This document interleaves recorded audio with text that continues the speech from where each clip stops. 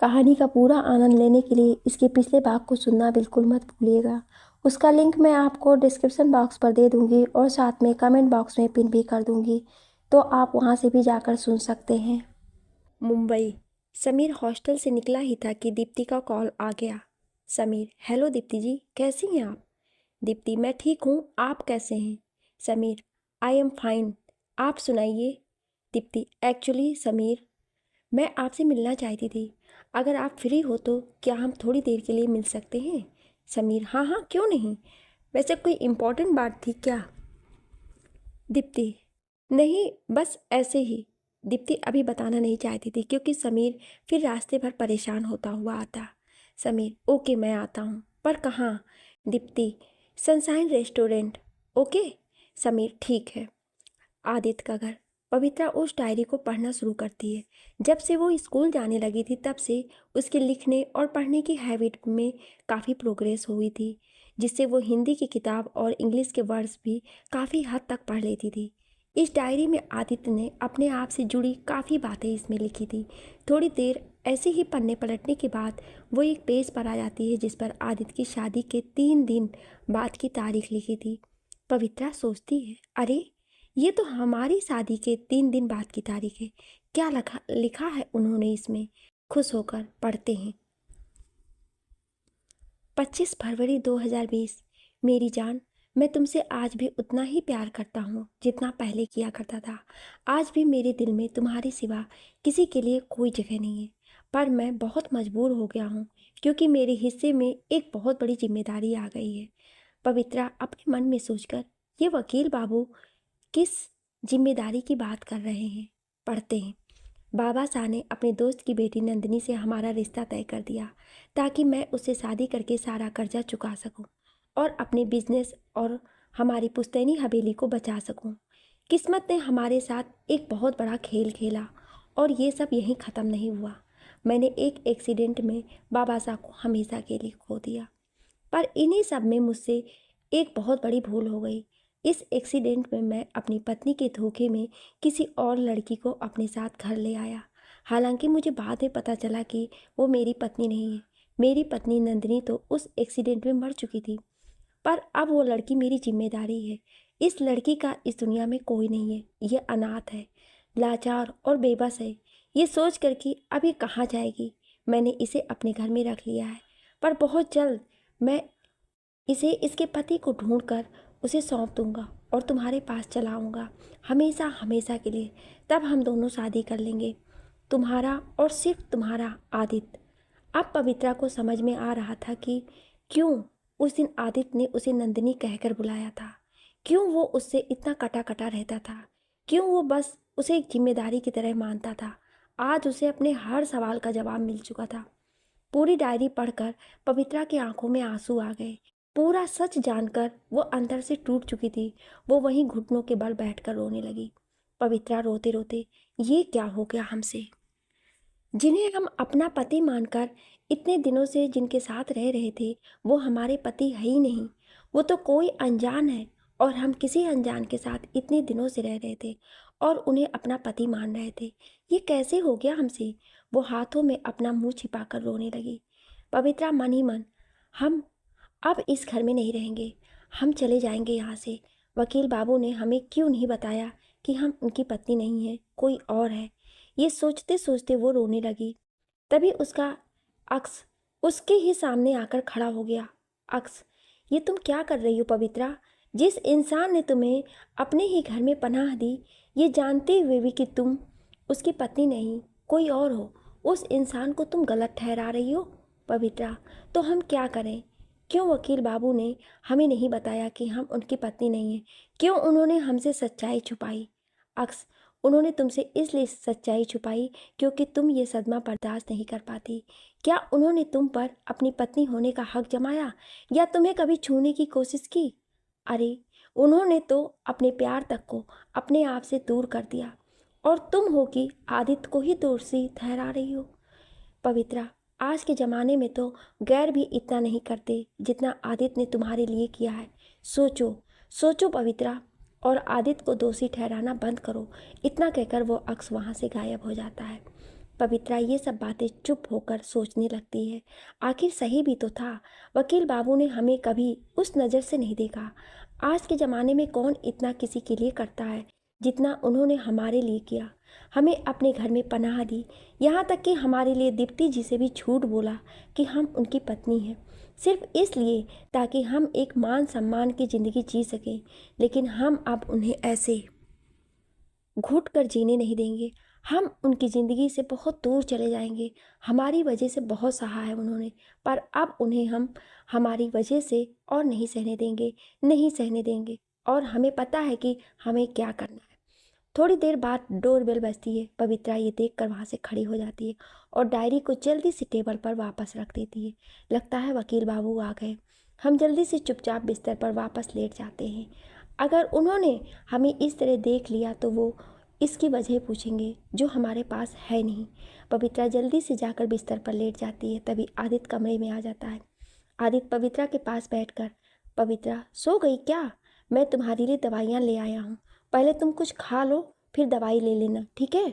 पवित्रा जी कुछ सोचकर, पवित्रा आप चिंता मत कीजिए, हम ठीक हैं। आदित्य हाँ बहुत ठीक हो तुम, दिख रहा है। और जब तक तुम ठीक नहीं हो जाती तब तक किसी भी काम को हाथ नहीं लगाओगी, समझी? मैंने काका से कह दिया है कि वो तुम्हारे लिए सूप बना दें। सूप पीकर ये दवाई ले लेना और सो जाना। मैं ज़रा स्टडी रूम में जा रहा हूँ, ओके? पवित्रा जी।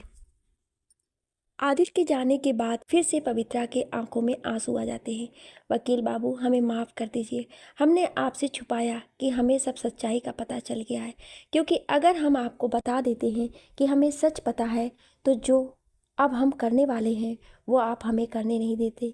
यही सब सोचते हुए वो चुपचाप लेट जाती है। दीप्ति एक रेस्टोरेंट में बैठी समीर का इंतजार कर रही थी। तभी समीर वहाँ आ जाता है।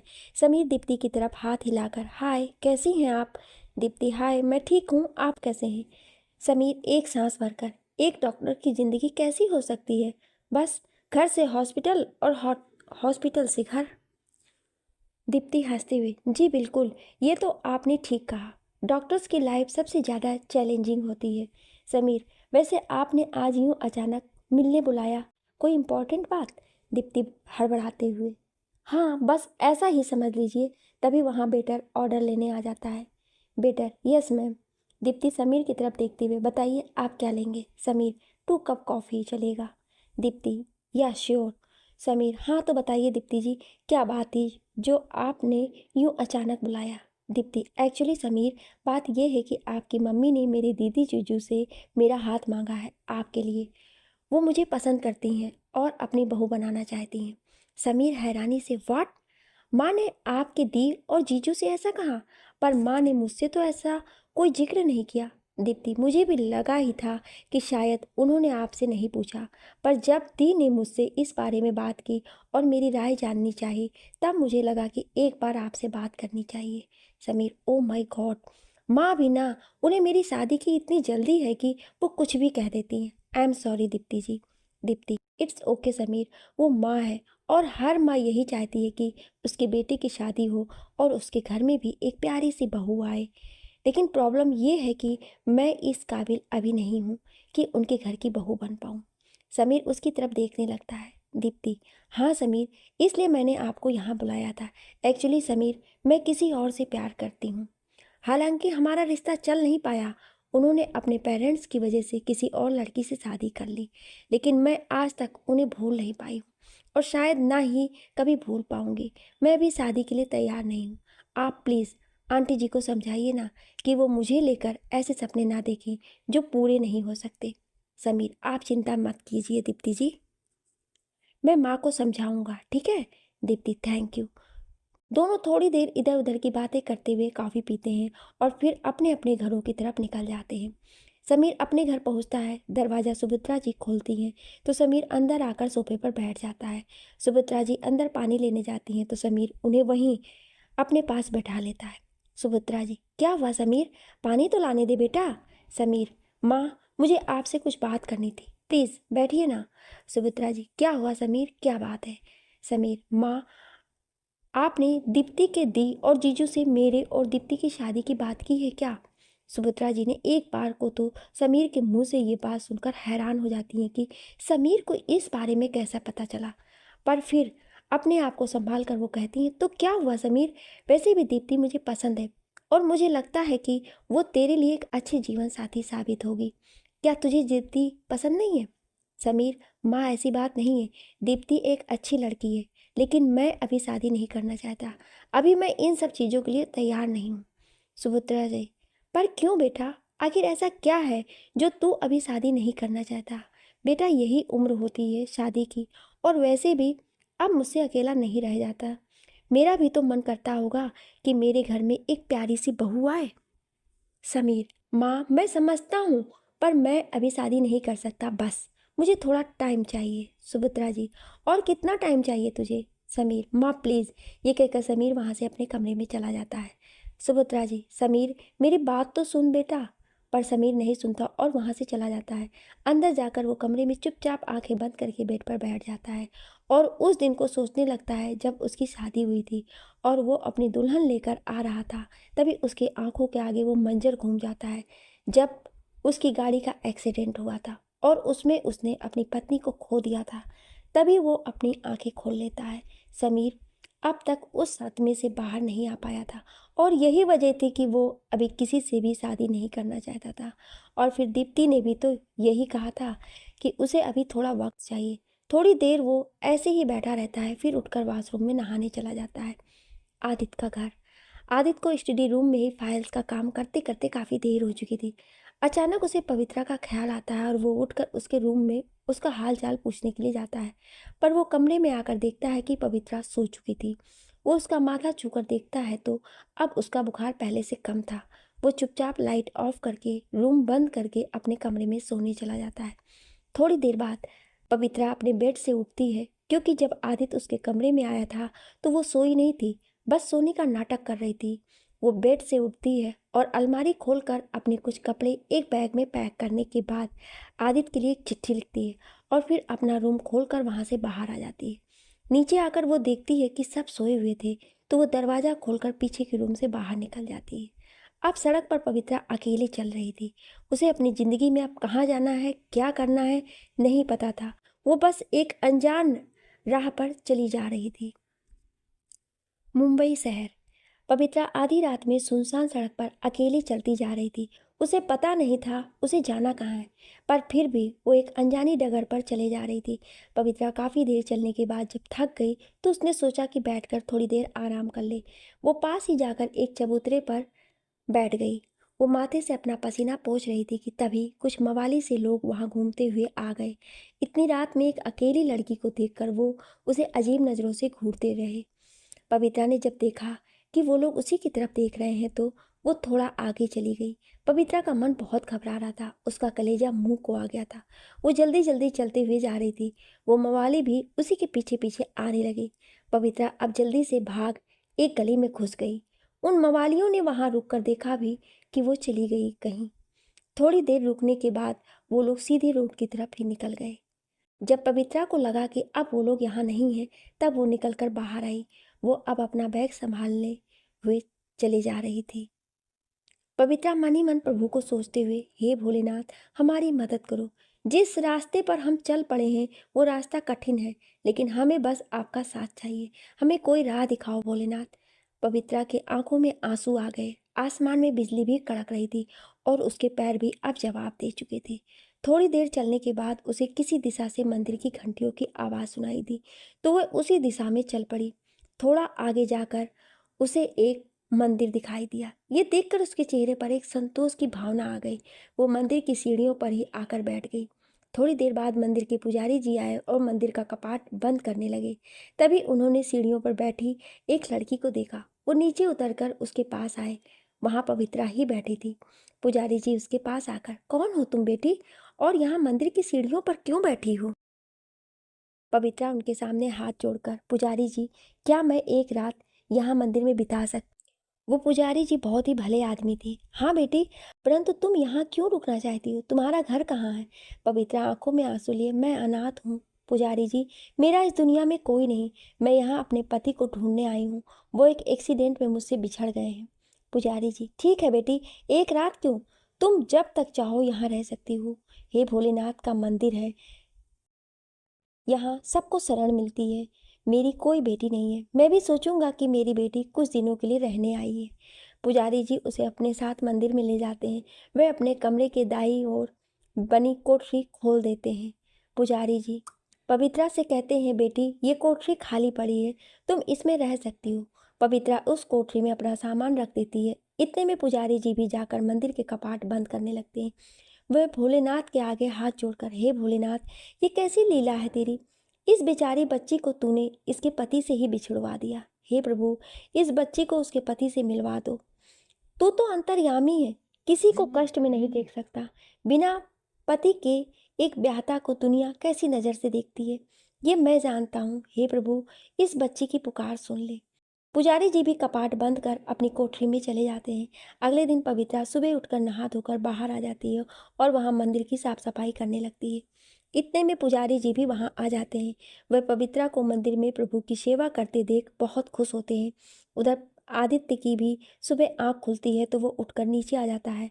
वो नीचे आकर देखता है कि आज घर में एक अजीब सी शांति थी और पवित्रा भी कहीं दिखाई नहीं दे रही थी।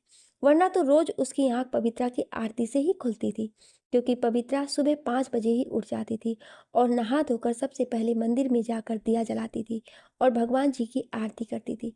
लेकिन आज ऐसा कुछ नहीं था। तभी आदित्य को किचन से कुछ आवाज़ आती है तो वो उधर ही चला जाता है तो देखता है कि किचन में आज रामदीन काका चाय बना रहे थे। रामदीन काका आदित्य को देखकर, छोटे मालिक आप? आदित्य, काका पवित्रा कहाँ है, आज सुबह से दिखाई नहीं दी। रामदीन काका, हम भी यही सोच रहे थे मालिक, रोज तो बहू जी हमसे भी पहले नीचे आ जाती थी, लेकिन आज। तभी आदित्य को ध्यान आता है कि कल पवित्रा की तबीयत खराब थी, इसलिए शायद वो नीचे नहीं आई होगी। आदित्य, अरे हाँ काका, ध्यान आया, पवित्रा को कल थोड़ा बुखार था, उसकी तबीयत ठीक नहीं थी, इसलिए अपने कमरे में ही आराम कर रही होगी। आप ऐसा कीजिए, ये चाय मुझे दे दीजिए, मैं ही कमरे में ले जाता हूँ, उसे उठा भी दूंगा और हम वहीं बैठकर साथ में चाय भी पी लेंगे। आदित्य 2 कप चाय लेकर पवित्रा के कमरे में चला जाता है। वो दरवाज़ा बाहर से खटखटाता है तो देखता है कि दरवाज़ा पहले से ही खुला हुआ था।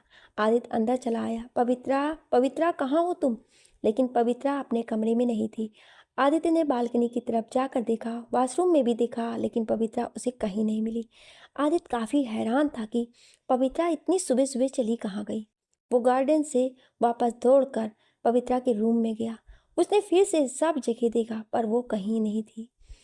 आदित्य ने पवित्रा को फ़ोन करने की कोशिश की, लेकिन पवित्रा का फ़ोन वहीं बेड के पास पड़ा बज रहा था। अब आदित्य थक हार कर वहीं बेड पर बैठ गया और सोचने लगा कि पवित्रा उसे बिना बताए चली कहाँ गई। खिड़की से काफ़ी तेज हवा आ रही थी। आदित्य उठकर खिड़की बंद करने लगा तो अचानक से एक पेपर उड़ता हुआ उसके पास आकर गिर गया। आदित्य ने झुककर उस पेपर को उठा लिया। उसने देखा कि एक चिट्ठी थी जिसमें पवित्रा की हैंडराइटिंग थी। आदित्य बेड के कोने पर बैठकर उसे पढ़ने लगा। आदरणीय वकील बाबू, आपको ये चिट्ठी अगर मिल चुकी है तो इसका मतलब है कि हम आपसे तब तक बहुत दूर जा चुके होंगे। हमें सब कुछ पता चल चुका है कि हम आपकी पत्नी नहीं हैं। हमने कल आपकी डायरी पढ़ ली थी जिसमें हमारे रिश्ते की सच्चाई थी। हमारे पति एक डॉक्टर हैं और वो इसी मुंबई शहर में रहते हैं, इसलिए हम अपने पति को ढूंढने जा रहे हैं। हमें मालूम था अगर हम आपको बता कर जाने की कोशिश करेंगे तो आप हमें जाने नहीं देंगे, इसलिए हम आपको बिना बताए ये घर छोड़कर हमेशा हमेशा के लिए जा रहे हैं। हम अब आप पर और बोझ नहीं बनना चाहते हैं। हमारे लिए अपने आप को कभी दोष मत दीजिएगा। हमने तो आज तक सिर्फ भगवान का नाम सुना था, आज आपके रूप में उन्हें देख भी लिया। एक अजनबी होने के बावजूद भी आपने हमें अपने घर में जगह दी। हमें दुनिया गलत नज़र से ना देखे, इसलिए हमें अपनी पत्नी का दर्जा दिया।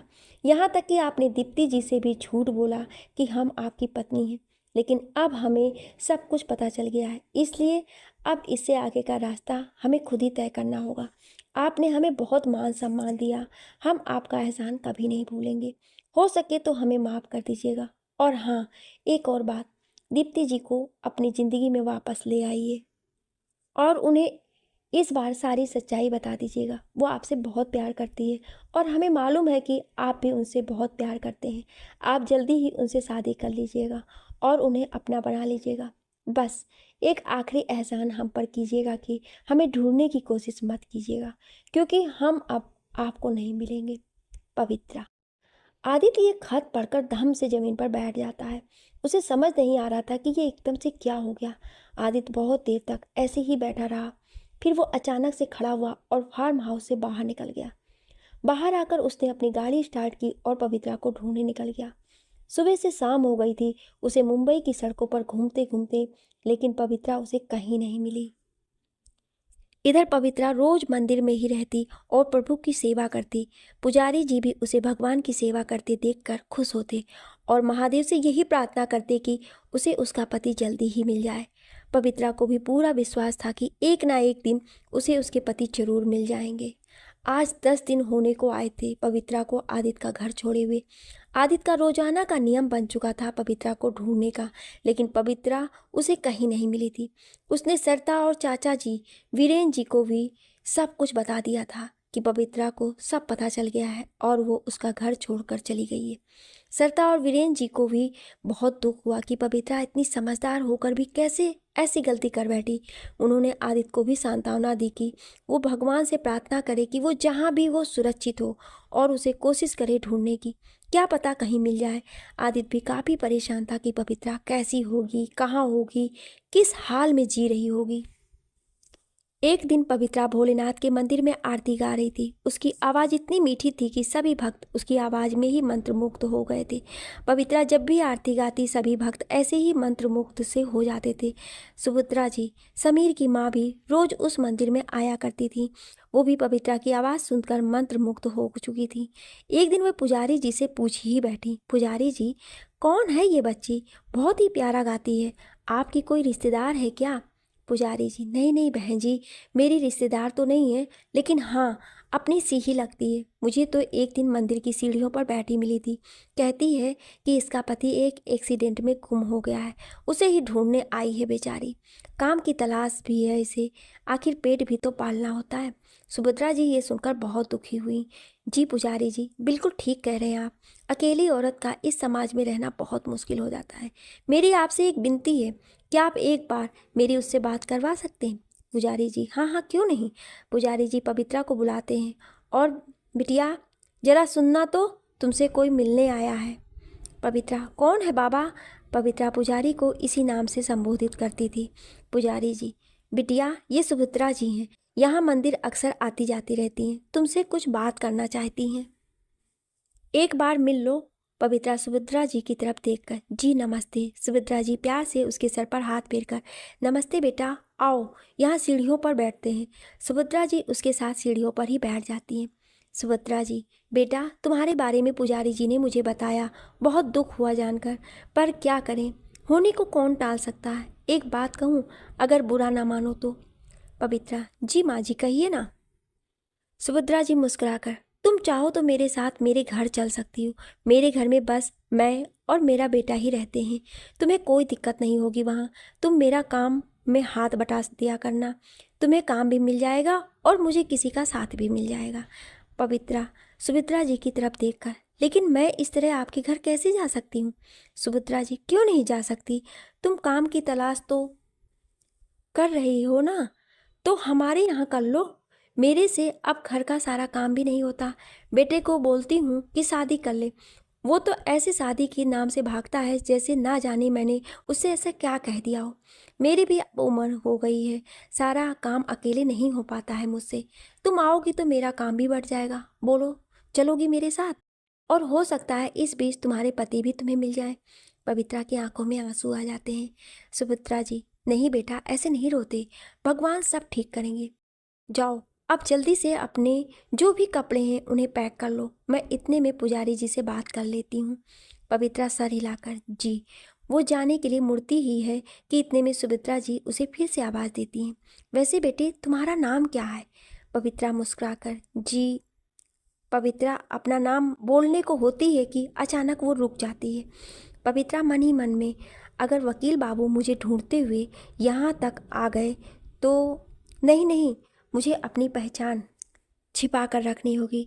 जब ये मिल जाएंगे तो सबको सच बता दूंगी। पवित्रा सुभद्रा जी से, जी जानकी, जानकी नाम है हमारा।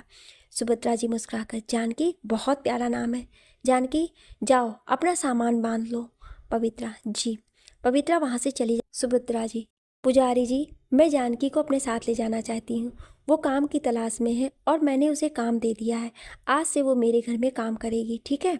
पुजारी जी हाथ जोड़कर, ये तो बहुत ही अच्छी बात है बहन जी। ये बच्ची आपकी छत्रछाया में रहे, इससे अच्छा और क्या होगा। आप जैसी सज्जन महिला पर मुझे पूरा भरोसा है। सुभद्रा जी भी हाथ जोड़कर, जी धन्यवाद। हालांकि सुभद्रा जी को समीर के साथ यहाँ मुंबई आए कुछ ही दिन हुए थे, लेकिन सुभद्रा जी रोज मंदिर आती जाती थी, इसलिए पुजारी जी को उनके नेक दिल स्वभाव के बारे में अच्छे से पता था। इसलिए उन्होंने पवित्रा जानकी को उनके साथ भेजने में कोई परेशानी नहीं थी। थोड़ी देर बाद पवित्रा अपना बैग लेकर बाहर आ जाती है और बाहर आकर पुजारी जी के पैर छूती है। पुजारी जी उसे आशीर्वाद देते हुए, सदा सुहागन रहो बेटी, खुश रहो, जल्दी ही तेरा पति तुझे मिल जाए। और हाँ, मंदिर आती जाती रहना और देखना, मुझे भोलेनाथ पर पूरा भरोसा है कि बहुत जल्द तुम अपने पति के साथ भी इस मंदिर में दर्शन करने आओगी। ये सुनकर पवित्रा की आंखों में पानी आ जाता है। पवित्रा, हम चलते हैं बाबा, अपना ध्यान रखिएगा। पुजारी जी, तुम भी बिटिया। पवित्रा बाहर आकर सुभद्रा जी के साथ गाड़ी में बैठ जाती है। थोड़ी देर बाद गाड़ी घर के बाहर आकर रुकती है। सुभद्रा जी, आओ जानकी, अंदर आओ। पवित्रा सुभद्रा जी के साथ अंदर आ जाती है। सुभद्रा जी अंदर आकर कुर्सी पर बैठ जाती हैं। पवित्रा नीचे जमीन पर बैठने वाली होती है कि सुभद्रा जी उसे अपने पास ही बैठा लेती हैं। सुभद्रा जी, अरे अरे, ये क्या कर रही हो? तुम्हें काम की तलाश थी, इसलिए तुम्हें मदद के लिए अपने साथ ले आई, लेकिन मैं तुम्हें नौकरानी बनाकर नहीं लाई हूँ। मैं तो बस ये चाहती हूँ कि जब तक तुम्हारे पति नहीं मिल जाते तब तक तुम्हारी कुछ मदद कर सकूँ। पवित्रा, आप सच में बहुत अच्छी हैं माँ जी। आपकी बहू सच में बहुत खुशकिस्मत होगी जो उन्हें आप जैसी सास मिलेगी। सुभद्रा जी उसकी इस बात पर हंस पड़ती हैं। सास तो जब बनूंगी ना, जब बहू आएगी। मेरा बेटा तो शादी के नाम से ही भाग खड़ा होता है। थोड़े दिन रुक जाओ, थोड़े दिन रुक जाओ कि रट लगाए रहता है। पता नहीं और कितने दिन मुझे ऐसे ही तरसाएगा। पवित्रा भी मुस्कुराकर, लगता है वो आपसे बहुत प्यार करते हैं, तभी तो अपना प्यार किसी और के साथ नहीं बांटना चाहते हैं। सुभद्रा जी, ये तो तुम ठीक कहती हो। प्यार तो वो बहुत करता है मुझसे, मेरी कभी कोई बात नहीं टालता, बस इस शादी की बात को छोड़कर। और फिर दोनों एक साथ हंसने लगती हैं। पवित्रा, वैसे माँ जी आपके बेटे करते क्या हैं? सुभद्रा जी, मेरा बेटा डॉक्टर है। पहले हम दिल्ली में रहते थे, अब उसकी ट्रांसफ़र मुंबई हो गई है तो यहाँ चले आए। बस अपनी डॉक्टरी को ही अपना सब कुछ मानता है, इसलिए तो वो गरीबों का इलाज भी हमेशा मुफ्त में करता है और गांव-गांव जाकर मुफ्त सेवा शिविर लगाता है। इसलिए मेरे लिए तो उसके पास टाइम ही नहीं। पवित्रा मुस्कुराकर, कोई बात नहीं माँ जी, हम हैं ना, हम आपका मन लगा दिया करेंगे। सुभद्रा जी भी उसकी बात पर मुस्कुरा देती हैं। सुभद्रा जी, आओ तुम्हें तुम्हारा कमरा दिखा देती हूँ। सुभद्रा उसे एक कमरा दिखाते हुए, आज से तुम इसी कमरे में रहोगी, तुम हाथ मुँह धो लो, मैं इतने में चाय बनाती हूँ। पवित्रा, नहीं नहीं माँ जी, आप क्यों चाय बनाएंगी? हम हैं ना, हम बना कर लाते हैं ना चाय, आप बैठिए, हम बस अभी थोड़ी देर में आते हैं। सुभद्रा जी मुस्कुराकर, ठीक है बाबा, तुम बना लेना। थोड़ी देर बाद पवित्रा हाथ मुंह धोकर कपड़े बदल कर किचन में आ जाती है। वो 2 कप अदरक इलायची वाली गर्मा गर्म चाय बना कर ले आती है। पवित्रा चाय बनाते हुए मन में, वकील बाबू को भी हमारे हाथ की अदरक इलायची की चाय कितनी पसंद आती थी ना। वो मन ही मन भगवान से प्रार्थना करते हुए, हे प्रभु, हमने जो भी किया उसके लिए वकील बाबू हमें माफ़ कर दें। हमें मालूम है हमने गलत किया, लेकिन उनके लिए यही सही था, वरना हमारी वजह से उन्होंने अपने प्यार तक को कुर्बान कर दिया। हम उन्हें अब और तड़पते हुए नहीं देखना चाहते थे। बस उन्हें जल्दी से दीप्ति जी वापस मिल जाएं और वो अपनी दुनिया में खुश रहें, बस यही चाहिए हमें। पवित्रा चाय बनाकर सुभद्रा जी को देती है तो सुभद्रा जी उसे भी लेने को कहती हैं। सुभद्रा जी, और बताओ जानकी अपने बारे में कुछ, तुम्हारे माँ बाप बचपन से ही नहीं हैं? पवित्रा जी, वो बचपन में ही हमें छोड़कर चले गए थे। इतना कहकर पवित्रा के आंखों में आंसू आ जाते हैं। सुभद्रा जी उसका हाथ थामकर, अरे अरे, तुम तो रोने लगी। बेटे ऐसे नहीं रोती, चलो ठीक है, मैं कुछ नहीं पूछूंगी तुमसे, तुम रोना बंद करो। पवित्रा अपने आंसू पोंछती है। सुभद्रा जी, अच्छा बताओ तुम्हें लिखना पढ़ना आता है? पवित्रा, जी हाँ, हमें लिखना और पढ़ना दोनों आता है, और यहाँ तक कि हम अंग्रेजी के शब्द भी लिख लेते हैं और पढ़ भी लेते हैं। सुभद्रा जी, अरे वाह, तो बहुत अच्छी बात है। तो फिर तय रहा कि अब तुम रोज़ मुझे रामायण का पाठ पढ़कर सुनाया करोगी, ठीक है? पवित्रा भी मुस्कुराकर जी बिल्कुल सुभद्रा जी, चलो मैं शाम को खाने की तैयारी कर लेती हूँ, तुम भी मेरी थोड़ी सी मदद कर देना। पवित्रा, माँ जी आज रात का खाना हम बना लेंगे, हम बहुत अच्छा खाना बनाते हैं, आप लोगों को ज़रूर पसंद आएगा। सुभद्रा जी मुस्कुराते हुए, मैं बनवा लेती, लेकिन क्या है ना, मेरा बेटा मेरे ही हाथ का खाना पसंद करता है। पवित्रा उदास मन से जी। सुभद्रा जी मुस्कुराते हुए, ठीक है बना लो। पवित्रा भी ये सुनकर खुश हो जाती है कि और किचन में जाकर रात के खाने की तैयारी करने लग जाती है। दीप्ति का घर। दीप्ति अपने कमरे में बैठी हुई किताब पढ़ रही थी। तभी दरवाजे की घंटी बजती है तो दीप्ति दरवाज़ा खोलने बाहर आ जाती है। इतने में श्रुति भी किचन से निकलकर बाहर आ जाती है। शायद अजीत होंगे। दीप्ति, दी मैं खोलती हूँ दरवाज़ा, आप काम कर लीजिए। दीप्ति जैसे ही दरवाज़ा खोलती है सामने खड़े शख्स को देखकर चौंक जाती है। दीप्ति ने दरवाज़ा खोला तो देखा कि सामने उसके पापा ब्रिजेश जी खड़े थे। दीप्ति और श्रुति दोनों ही उन्हें देखकर खुशी के मारे उनके गले आकर लग गईं। दीप्ति खुश होकर, पापा व्हाट अ प्लेजेंट सरप्राइज। पापा आपको पता है मुझे आपकी कितनी याद आ रही थी। श्रुति भी, रियली पापा आपने यहाँ आकर हमें बहुत अच्छे वाला सरप्राइज़ दिया है, thank you so much. Brijesh ji भी अपनी दोनों बेटियों को गले लगाकर, भाई हमें अपनी बेटियों की याद आई तो हम चले आए उनसे मिलने, और वैसे भी लखनऊ से मुंबई कौन सा दूर है। तभी अजीत भी उनका लगेज साथ में लिए आ जाता है। अजीत उन सब की तरफ देखकर, दे दिया ना सरप्राइज, अब लाओ मेरी ट्रीट। श्रुति अजीत की तरफ हैरानी से देखकर, इसका मतलब आपको भी पता था कि पापा आने वाले हैं। अजीत उसका गाल खींचकर, यस मुझे कल से ही पता था कि पापा जी आने वाले हैं। पापा जी ने कल ही मुझे फ़ोन करके आज आने के लिए बता दिया था, लेकिन मैंने तुम दोनों को जानबूझकर नहीं बताया था ताकि तुम दोनों बहनों को सरप्राइज़ दे सकूं। और देखो हो गए ना तुम एकदम से शॉक। सभी हंसने लगते हैं। थोड़ी देर बाद सब डाइनिंग टेबल पर बैठकर डिनर कर रहे थे। दीप्ति खाना खाते हुए, सच पापा आज कितने दिनों बाद पूरी फैमिली एक साथ बैठकर खाना खा रही है, सच में बहुत अच्छा लग रहा है, थैंक यू फॉर कमिंग। श्रुति सच में पापा आपने यहाँ आकर बहुत अच्छा किया, आपसे ढेर सारी बातें करनी है। ब्रिजेश जी, अच्छा ठीक है फिर पहले डिनर कर लेते हैं, फिर आराम से बैठकर बातें करेंगे। श्रुति और दीप्ति दोनों एक साथ, बिल्कुल पापा। डिनर के बाद सब एक साथ बैठकर बातें कर रहे थे। तभी अजीत श्रुति से, अरे श्रुति भाई आज तो रात भर बातें चलने वाली हैं, ऐसा करो सबके लिए एक एक कप कॉफ़ी बना लो प्लीज़। श्रुति उठते हुए बोली, हाँ बिल्कुल अभी लाई। तभी दीप्ति ने उसे बीच में ही रोक दिया, दी आप बैठिए मैं बना लाती हूँ, और वो कॉफ़ी बनाने चली जाती है। श्रुति और अजीत विजय जी से बात करने लगते हैं। श्रुति अपने पापा से, पापा आपसे कुछ बात करनी थी। विजय जी, हाँ बोलो बेटा क्या बात है। श्रुति अजीत की तरफ देखते हुए कहती है, पापा अजीत के एक बहुत क्लोज फ्रेंड है, डॉक्टर समीर नाम है उनका। अभी हाल ही में दीप्ति ने अपने स्ट्रेस की वजह से उनके काउंसलिंग सेशंस भी अटेंड किए, दोनों ही काफ़ी अच्छे फ्रेंड्स भी बन गए हैं। तभी अजीत बोलता है, पापा समीर ने थोड़े दिन पहले सबको डिनर पर इनवाइट किया था, वहाँ पर समीर की मॉम ने समीर के लिए दीप्ति का हाथ मांगा था। पापा मैं समीर को कॉलेज टाइम से जानता हूँ, वो बहुत अच्छा लड़का है, MBBS डॉक्टर है और नेचर का भी बहुत अच्छा है। हमारी दीप्ति बहुत खुश रहेगी समीर के साथ, और फिर रिश्ता आगे से चलकर आया है। सुभद्रा आंटी समीर की माँ भी बहुत अच्छे नेचर की है, मुझे लगता है कि हमें ये रिश्ता एक्सेप्ट कर लेना चाहिए। ब्रिजेश जी अजीत की तरफ देखकर, देखो बेटा तुम्हारा कहना बिल्कुल ठीक है, लेकिन मैं दीप्ति के ऊपर कोई दबाव नहीं बनाना चाहता। एक तो पहले ही उसके साथ इतना कुछ हो गया, और अब ऐसे में मैं उसके ऊपर दबाव बनाऊंगा तो हमसे और दूर हो जाएगी। मुझे लगता है कि हमें अभी उसे थोड़ा समय देना चाहिए। अजीत, पापा हम कब कह रहे हैं कि हमें दीप्ति को टाइम नहीं देना चाहिए, बल्कि मैं ये कहना चाहता हूँ कि आप भी एक बार समीर और उसकी मम्मी से मिल लीजिए। अगर आपको अच्छा लगता है तो बस उन दोनों की सगाई तय कर देंगे।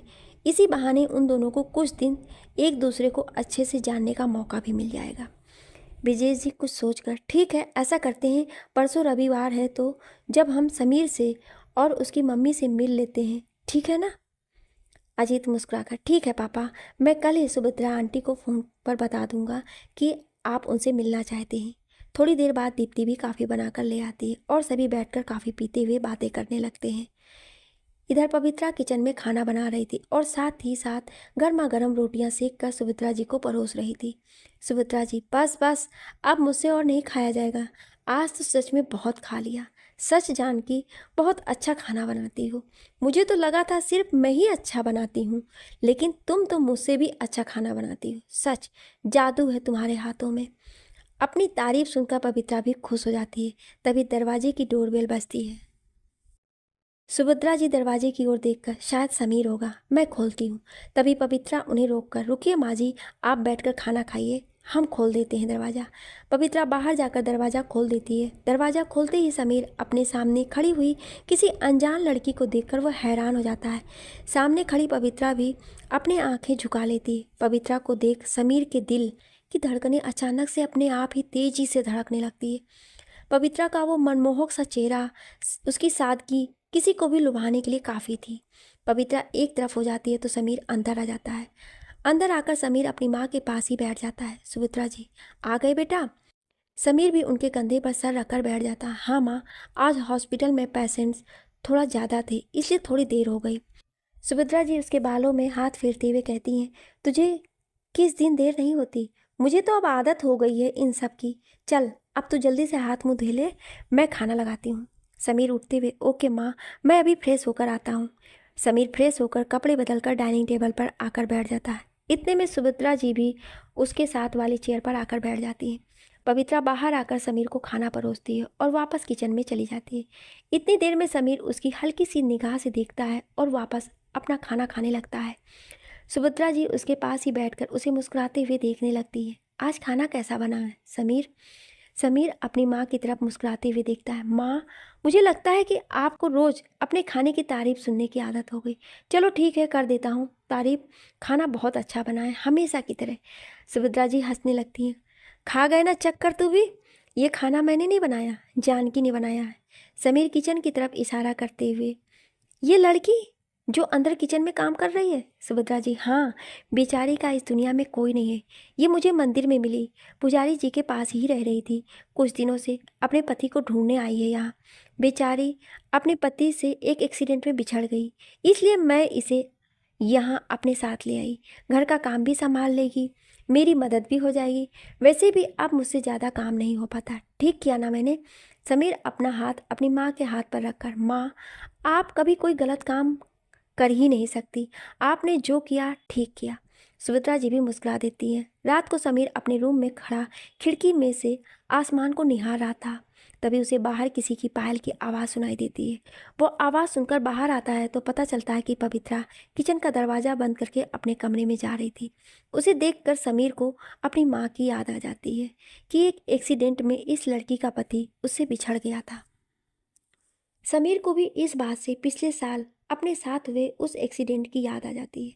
समीर मन में सोचते हुए, इसका भी एक्सीडेंट में पति बिछड़ गया, कहीं ये मेरी पत्नी। समीर अपना सर झटक कर, नहीं नहीं, ये मेरी पत्नी कैसे हो सकती है? मैंने तो उसका अंतिम संस्कार अपने हाथों से किया था, और फिर इसका नाम तो जानकी है, पवित्रा नहीं। समीर एक सांस भरकर वापस अपने बेड पर आकर लेट जाता है और थोड़ी देर में उसे नींद आ जाती है। अगले दिन अजीत ऑफिस से ही सुभद्रा जी को फ़ोन कर देता है कि उसके ससुर यानी दीप्ति के पापा कल रविवार को उनसे और समीर से मिलने आ रहे हैं। उधर आदित्य अपने घर में बने ऑफिस में बैठा हुआ था। वो वहाँ का सारा सामान पैक कर रहा था क्योंकि अब वो ये शहर हमेशा के लिए छोड़कर जा रहा था। उसे अब लगने लगा था कि उसकी ज़िंदगी में शायद अब कुछ भी ठीक नहीं होने वाला। उसने पवित्रा और दीप्ति दोनों का ही दिल दुखाया था, इसलिए वो मुंबई छोड़कर हमेशा हमेशा के लिए जयपुर जा रहा था। इसलिए जाने से पहले वो एक बार दीप्ति से मिलकर उसे सब कुछ बता देना चाहता था, ताकि दीप्ति के मन में उसके लिए नफरत थोड़ी कम हो सके। आदित्य अपने कमरे में बैठा यही सोच रहा था कि वो कल जाने से पहले दीप्ति को सब बता देगा और अगली फ्लाइट से हमेशा हमेशा के लिए जयपुर चला जाएगा। सुभद्रा जी अपने कमरे में बैठी काफ़ी खुश लग रही थी। थोड़ी देर बाद वो पवित्रा के पास किचन में जाती हैं, जहाँ पवित्रा खाना तैयार कर रही थी। सुभद्रा जी उसे देखकर मुस्कुरा देती हैं। अरे बाबा, तुम आज भी खुद ही सब कुछ करने लगी? भाई, मुझे भी तो कुछ करने दिया करो। तुमने तो 2 ही दिनों में मेरी आदत बिगाड़ दी है। जब तुम अपने पति के घर चली जाओगी तो मालूम है फिर मुझे तुम्हारी कितनी याद आएगी। पवित्रा भी मुस्कुराती हुई, तो क्या हुआ माँ जी, हमें तो आदत है ये सब करने की, और वैसे भी हम तो यहाँ आपकी सेवा के लिए आए हैं, हमें करने दीजिए ना। सुभद्रा जी, ठीक है भाई, मतलब तुमने सोच लिया है कि तुम मुझे निठल्ला बनाकर ही छोड़ोगी, है ना। पवित्रा उनकी इस बात पर हंसने लगती है, हाँ, और उन्हें कंधों से पकड़कर बाहर ले जाती है और सोफे पर बैठा देती है। पवित्रा, अब आप यहाँ बैठिए और टीवी का आनंद लीजिए, तब तक हम आपके लिए गर्मा गर्म चाय बनाकर लाते हैं। सुभद्रा जी भी उसकी इस हरकत पर हंसने लगती हैं। सच तो ये था कि 2 ही दिनों में उन्हें भी पवित्रा से लगाव सा हो गया था। थोड़ी देर में ही पवित्रा चाय बनाकर ले आती है और सुभद्रा जी को चाय दे देती है।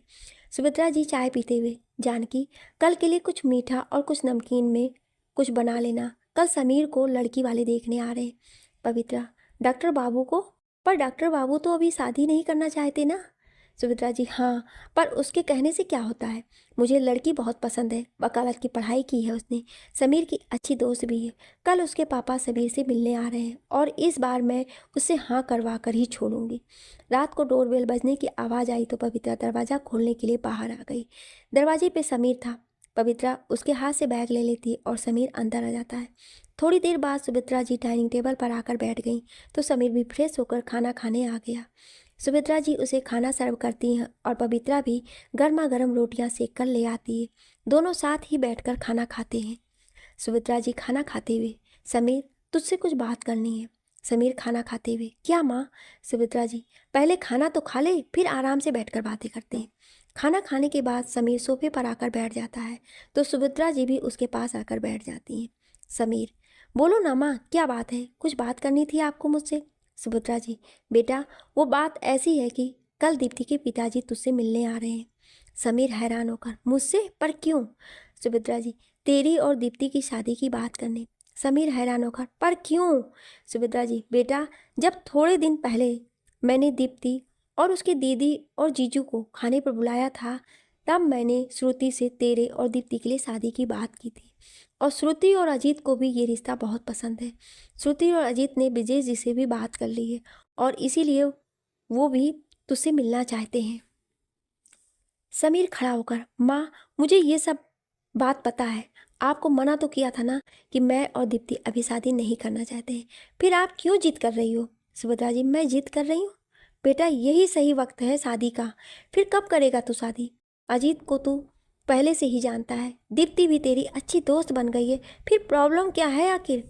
समीर सुभद्रा जी का हाथ थाम कर, माँ, दीप्ति जी सिर्फ मेरी अच्छी दोस्त है, लेकिन मैंने कभी उसे उस नज़र से नहीं देखा, इसलिए प्लीज़ माँ, आप उन्हें मना कर दो। सुभद्रा जी, पर आखिर बात क्या है? क्यों तू शादी नहीं करना चाहता? अगर तुझे कोई और पसंद है तो तू मुझे बता सकता है, मैं तेरी शादी उससे करा दूंगी। समीर परेशान होकर, माँ, ऐसा कुछ नहीं है, मुझे कोई पसंद नहीं है।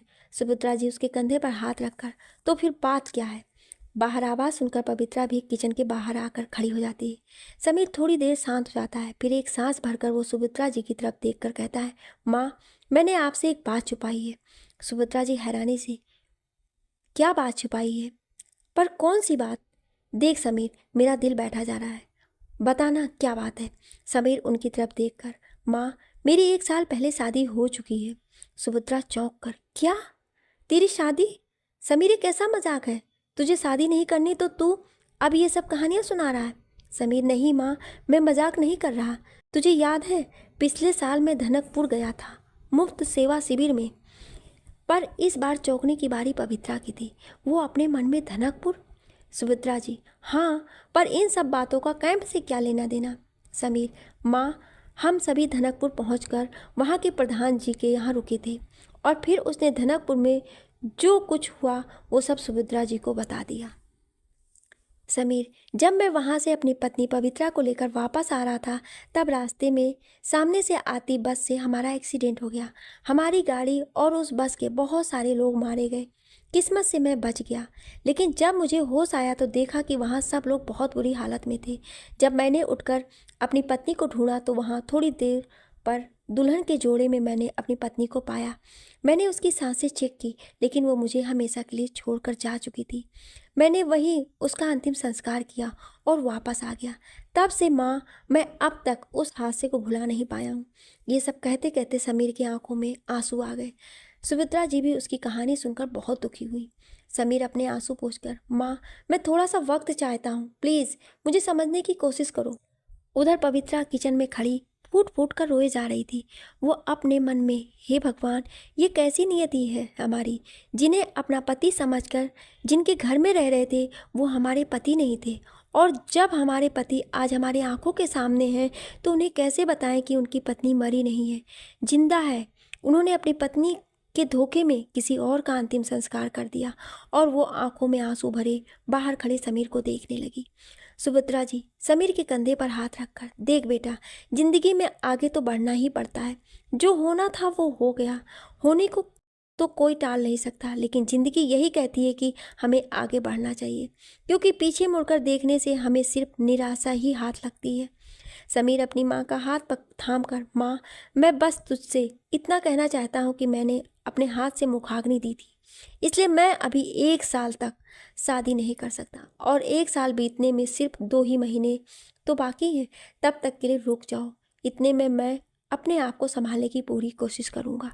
सुभद्रा जी ठीक है, लेकिन तू कल दीप्ति के पिताजी से एक बार मिल ले। मैं उन्हें अब मना नहीं कर सकती। अगर रिश्ता हो जाता है तो हम बस शगुन दे देंगे, शादी 1 साल पूरा होने के बाद कर लेंगे। समीर ठीक है माँ, जैसी आपकी मर्जी। इतना कहकर वो अपने कमरे में चला जाता है। थोड़ी देर बाद सुभद्रा जी अपने कमरे में सोने चली जाती हैं। इधर पवित्रा किचन में बैठकर फूट फूट कर रोए जा रही थी और अपनी किस्मत को कोस रही थी कि उसका पति मिला भी तो इतनी देर से कि अब उनका रिश्ता कहीं और होने जा रहा है। लेकिन तभी वो अपने आंसू पोंछती है और अपने आप से कहती है, नहीं, हम डॉक्टर बाबू को सब कुछ सच सच बता देंगे कि हम ही उनकी पवित्रा हैं। वो हमारा यकीन जरूर करेंगे। पवित्रा अपने मन में सोचते हुए समीर के कमरे की ओर जाने लगती है। पवित्रा सीढ़ियों की ओर बढ़े चली जा रही थी, तभी वो एकदम से ठिठक गई। उसे पीछे से किसी ने आवाज़ दी। पवित्रा ने पीछे मुड़कर देखा तो उसके सामने उसका ही अक्स खड़ा था। पवित्रा हैरानी से, तुम? अक्स, हाँ मैं। पवित्रा रोते हुए, तुम यहाँ क्यों आई हो? आज हम तुम्हारी कोई बात नहीं सुनेंगे। अक्स, तुम्हें समझना होगा पवित्रा, तुम्हें क्या लगता है कि तुम डॉक्टर बाबू को सब सच सच बता दोगे और वो तुम्हारा यकीन कर लेंगे? पवित्रा, क्यों नहीं करेंगे वो हमारा यकीन? आखिर हम उनकी पत्नी हैं। हम उन्हें सारी कहानी बताएंगे और हम पूरा यकीन है कि वो हमारी बात जरूर सुनेंगे। अक्स, और इसका क्या सबूत है तुम्हारे पास कि तुम ही उनकी पत्नी हो? हाँ पवित्रा, हम हैं ना उनके लिए पूरा जीता जागता सबूत। हम उन्हें सब सच सच बता देंगे। अक्स, चलो मान भी लो कि उन्होंने तुम पर यकीन कर भी लिया, तो वो पूछेंगे नहीं कि इतने दिनों तक तुम कहाँ थी? तब क्या जवाब दोगी उन्हें? पवित्रा ये सुनकर सुन्न हो जाती है। आखिर उसने ये तो सोचा ही नहीं था कि वो डॉक्टर बाबू को क्या कहेगी कि इतने दिन वो कहाँ थी। अक्स दोबारा से, बताओ पवित्रा, है कोई जवाब तुम्हारे पास? क्या बताओगी डॉक्टर बाबू को कि इतने दिनों तक तुम एक पराये मर्द के साथ उनकी पत्नी बनकर रह रही थी? क्या सोचेंगे वो तुम्हारे बारे में? इतना सब जानने के बाद क्या वो तुम्हें दिल से अपना लेंगे? नहीं पवित्रा नहीं, धक्के मारकर बाहर निकाल देंगे तुम्हें। तब क्या करोगी तुम? कहाँ जाओगी? बोलो। पवित्रा रोते हुए, तो मैं क्या करूँ, तुम ही बताओ। अक्स, अब इसे ही अपनी नियत मान लो पवित्रा, और डॉक्टर बाबू से सच्चाई छुपा कर रखो। यही तुम्हारे लिए और उनके लिए भी अच्छा होगा। पवित्रा अपने दोनों हाथों से अपना मुंह ढककर रोने लगती है। वो अक्स वहाँ से गायब हो जाता है। थोड़ी देर बाद पवित्रा देखती है तो वहाँ कोई भी नहीं होता है। पवित्रा धीमे कदमों से अपने कमरे की ओर बढ़ जाती है। सुबह हो चुकी थी। पवित्रा सारे घर की साफ सफाई कर चुकी थी और अब किचन में नाश्ता बनाने की तैयारी कर रही थी। तभी सुभद्रा जी भी पूजा करके किचन में आ जाती हैं। सुभद्रा जी उसे प्यार से देखकर, अरे वाह, तुमने तो आज सब कुछ पहले ही कर लिया। चलो बहुत अच्छा है जानकी। समीर से मिलने लड़की के घर वाले दोपहर में आने वाले हैं, तो तुम दोपहर में कुछ अच्छा सा बना लेना और मुझसे जो मदद चाहिए वो ले लेना। पवित्रा, हाँ माँ जी, आप चिंता मत करिए, हम सब देख लेंगे। पवित्रा ने कह तो दिया था, पर उसका दिल ही जानता था कि उस पर क्या बीत रही है। पवित्रा की आंखों में ये सोचकर आंसू भर आए थे कि वो कैसे अपने आंखों के सामने अपने ही पति को किसी और का होता हुआ देख पाएगी। पर फिर उसने ये सोचकर अपने दिल को तसल्ली दे दी कि कम से कम उसका पति उसकी आंखों के सामने तो है। वो हमेशा उसे दिल ही दिल में पूजेगी और उसकी सेवा करेगी। यही सोचकर पवित्रा ने अपने आंसू पोंछ लिए। आदित्य का घर। इधर आदित्य अपना सामान पैक कर रहा था। वो कल की फ्लाइट में हमेशा हमेशा के लिए जयपुर जा रहा था।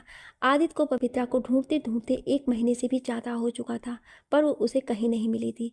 वीरेंद्र जी, आदित्य के चाचा साहब भी अब यही चाहते थे कि अब वो जयपुर आकर अपने बाबा साहब का बिजनेस संभाले और एक नई जिंदगी की शुरुआत करे। आदित्य दीप्ति को तो खो ही चुका था और अब पवित्रा भी उससे दूर चली गई थी। इन सब में आदित्य बिल्कुल टूट चुका था और अब वो चाचा साहब के कहे अनुसार वापस जयपुर जाना चाहता था ताकि अपने बाबा साहब के बिजनेस को आगे बढ़ा सके। आदित्य अपनी राइटिंग चेयर पर बैठा एक लेटर लिख रहा था। ये लेटर वो दीप्ति के नाम लिख रहा था, जिसमें उसने अब तक की सारी सच्चाई बयां कर दी थी। पवित्रा को तो सब कुछ पता चल ही चुका था, लेकिन अब वो दीप्ति को भी सब सच सच बता देना चाहता था कि इन दिनों में उस पर क्या गुजरी है। उसका प्यार दीप्ति के लिए कभी झूठा नहीं था। वो तो पवित्रा की मदद करना चाहता था ताकि उसे सही सलामत उसके पति के पास पहुंचा सके।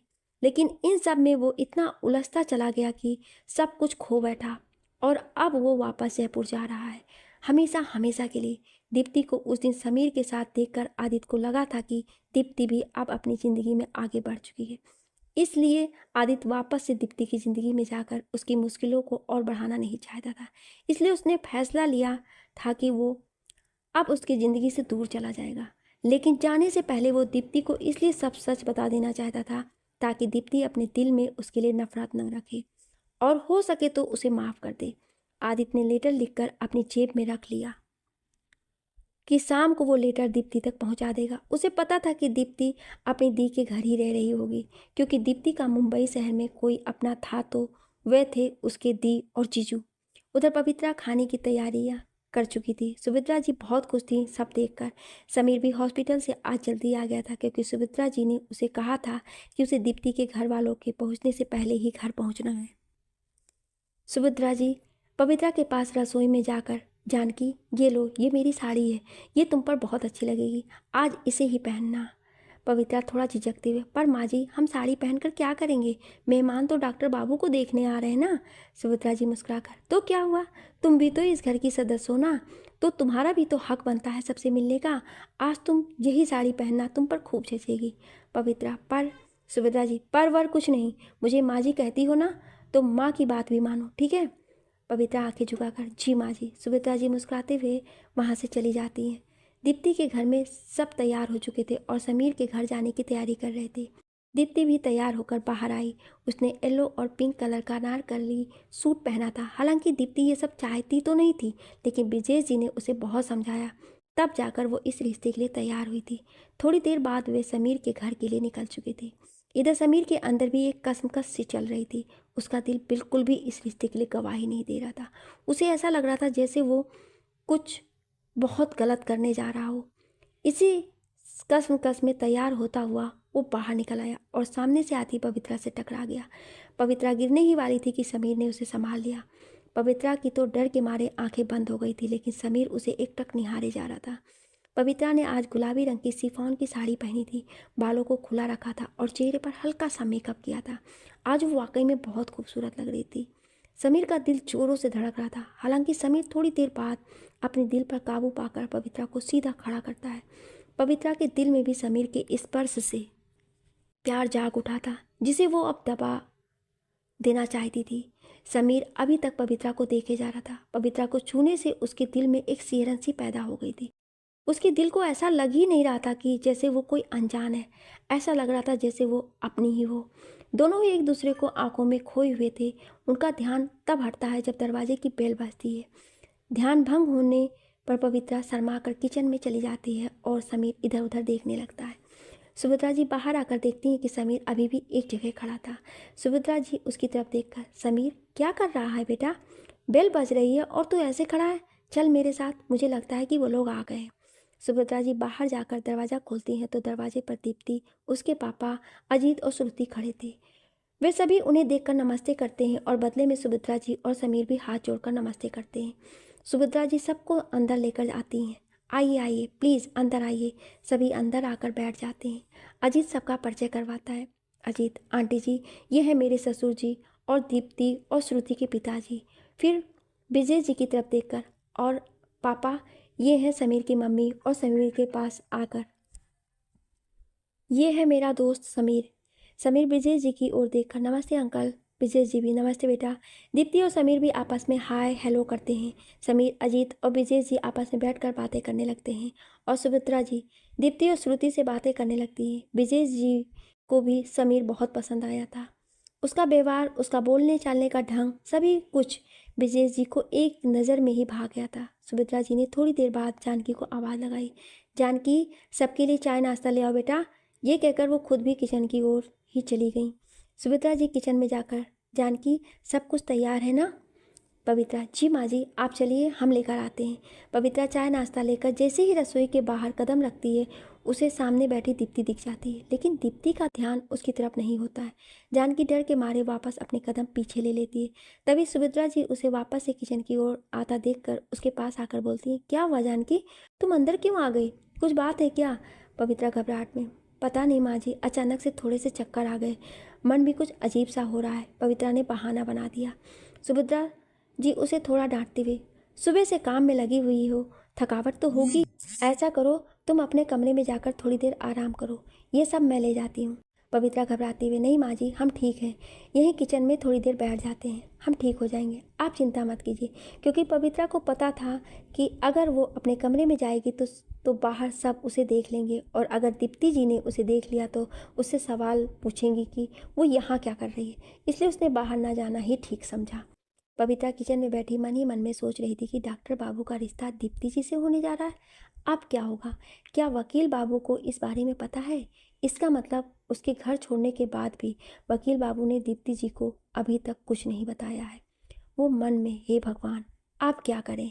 हम पूरा यकीन है कि दीप्ति जी ये शादी अपनी मर्जी से नहीं कर रही होंगी, पर अब हम कर भी क्या सकते हैं?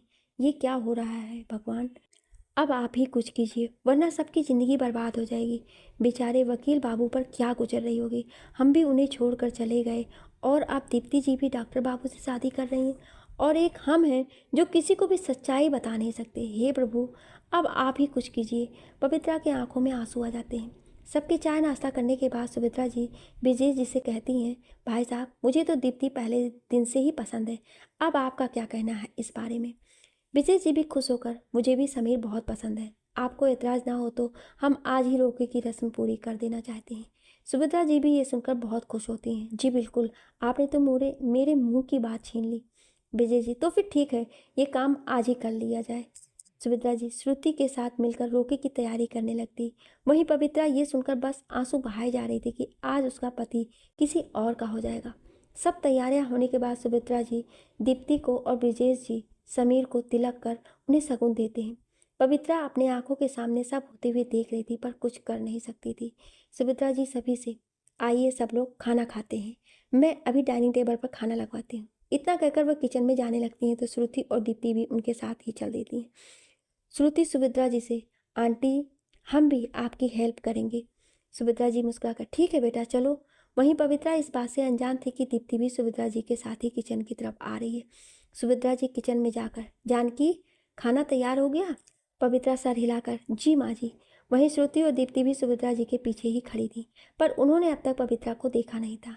सुभद्रा जी दीप्ति और श्रुति की ओर देखकर, जानकी, इनसे मिलो, ये है दीप्ति और उसकी बड़ी बहन श्रुति, और दीप्ति ये है जानकी, हमारे घर में ही रहती है। जानकी जैसे ही पीछे की तरफ मुड़ती है, दीप्ति उसे देखकर हैरान रह जाती है। उसकी तो आंखें ही फटी की फटी रह जाती हैं। वो मन ही मन में, पवित्रा, वह उसकी ओर बढ़ने को ही होती है, पवित्रा उसे आंख के इशारे से मना कर देती है। दोनों को एक दूसरे की तरफ देखता पाकर सुभद्रा जी दीप्ति से, क्या हुआ दीप्ति, तुम दोनों पहले भी मिल चुके हो क्या? दीप्ति कुछ बोलने को होती है कि पवित्रा बीच में ही बोलने वाली होती है, नहीं नहीं माँ जी, हम एक दूसरे को नहीं जानते। सुभद्रा जी, अच्छा, तो तुम ये सोच रही होगी कि ये कौन है? ये जानकी है, अभी थोड़े दिन पहले ही यहाँ रहने आई है, ये मुझे मंदिर में मिली थी। बेचारी का इस दुनिया में कोई नहीं है, इसका पति एक एक्सीडेंट में लापता हो गया है, उसे ही ये मुंबई शहर में ढूंढने आई है, इसलिए मैं इसे अपने साथ ले आई। ये यहाँ घर में मेरी मदद कर देती है और मेरा भी थोड़ा मन लग जाता है।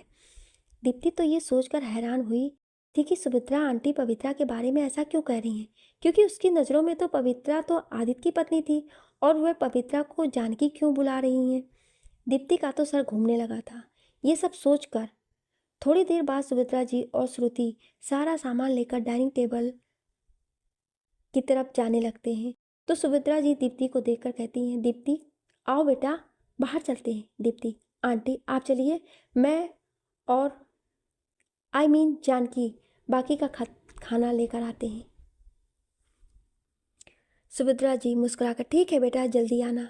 अब दीप्ति पवित्रा की तरफ मुड़कर देखने लगती है तो पवित्रा उसके डर से आंखें चुराने लगती है। 2 मिनट यूं ही देखने के बाद दीप्ति पवित्रा के पास आती है और उससे पूछती है, तुम पवित्रा हो ना? पवित्रा घबराहट में इधर उधर देखने लगती है। दीप्ति, तुम यहाँ कैसे? और आदित्य, वो कहाँ है? और तुम यहाँ इनके घर पर क्या कर रही हो? पवित्रा रोते हुए, दीदी हम आपके सामने हाथ जोड़ते हैं, यहाँ किसी को हमारे बीते हुए कल के बारे में कुछ मत बताइएगा। दीप्ति असमंजस में, पर क्यों? और ये सब तुम्हें जानकी कहकर क्यों बुला रहे हैं?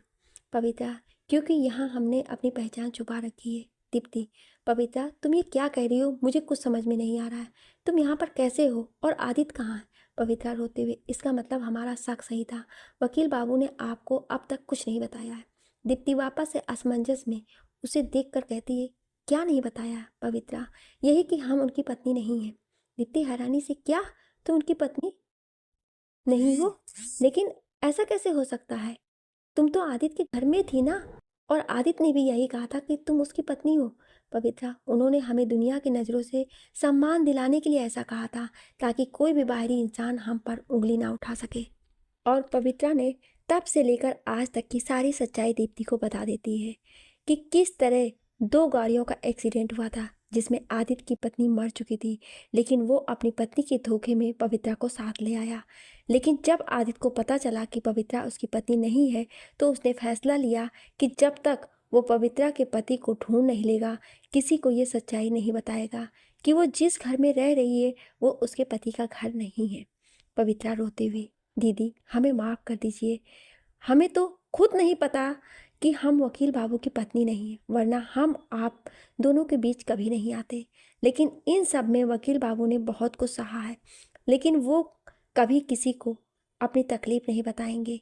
उन्होंने तो आज तक बस अपनों को खोया ही खोया है। पहले उन्होंने उस एक्सीडेंट में अपने बाबा साहब को खो दिया, जिनकी वजह से उन्होंने शादी की, और फिर हमारी वजह से आपको खो दिया। वो तो हमने उनकी डायरी पढ़ ली थी, इसलिए हमें सच का पता चल गया और हमने उसी दिन वो घर छोड़ दिया, क्योंकि हम आप दोनों के बीच नहीं आना चाहते थे। हमने वकील बाबू को चिट्ठी में लिखा था कि वो आपको सच बता दें, लेकिन शायद उन्होंने अभी तक आपको भी कुछ नहीं बताया। आदित्य के बारे में सब सुनकर दीप्ति के आंखों में भी आंसू आ गए। पवित्रा उसके सामने हाथ जोड़कर, वकील बाबू को माफ़ कर दीजिए दीदी, उन्होंने जो भी किया जानबूझकर नहीं किया, बस हालातों के चलते वो इस भंवर में फंसते चले गए। उन्होंने बहुत कुछ सहा है, लेकिन अब उन्हें आपकी ज़रूरत है। दीप्ति उसके हाथ पकड़कर, तुम क्यों माफ़ी मांग रही हो पवित्रा?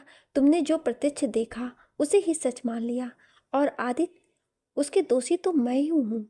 एक बार भी उसका हाल चाल जानने की कोशिश नहीं की, क्योंकि मैंने सोचा उसकी शादी हो चुकी है।